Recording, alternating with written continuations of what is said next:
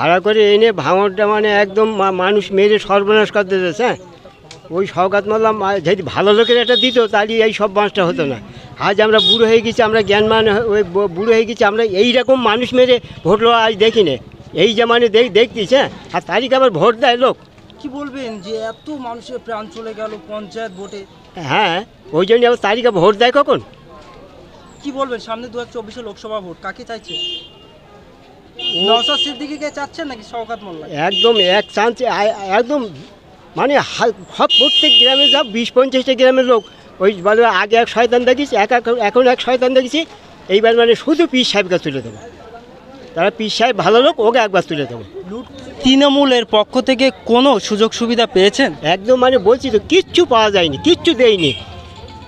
বহুত কষ্ট করে এদের এনেছিল ভাই। একদিন বললো না যে এই কাগজটা লাই সই করে দেয়, তোর একটা পাবি। আপনার জন্য কোনো সুযোগ সুবিধা নেই? একদিন আমি বাবু মাদ্রাসায় আইসক্রিম বিক্রি করে তারাই এরকম এই কাজ পেয়েছে। একদিন আমি ভিডিও দাঁড়িয়ে রয়েছি, এবারে আরাবুলদা এই দিকে যাচ্ছে, বলি এই লোকটা এখনও বেকার ভাতা পাই না, মুখ পানে চেয়ে চলে গেল। বললো না যে আমার ঘরে আয়, একটা কাগজ টাগজ দেই, সোজা কর দে, তাহলে এ কথা বললো না। আপনার নাম? আমার নাম সাকওয়াত আলী গাইন। বাড়ি কোথায় আপনার? বাড়ি এই তো পানাপুরে, ওই মাথায় বাড়ি। তো বলছেন যে ক্যানিংপুরের বিধায়ক শওকত মোল্লা তিনি ভাড়া করে লোক এনেছে ভাড়া করে এনে ভাঙরটা মানে একদম মানুষ মেরে সর্বনাশ করতে দিয়েছে। হ্যাঁ, ওই শওকত মোল্লা যদি ভালো লোকের এটা দিত তাহলে এই সব বাঁশটা হতো না।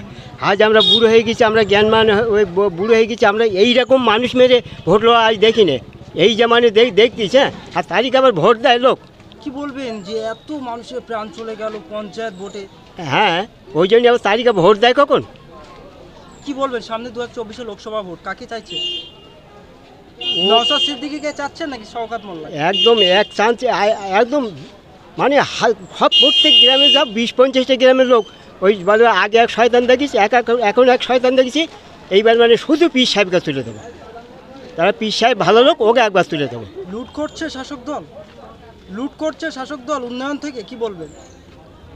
খুব একটা কিছু আমরা বলতে পারবো না, যেটা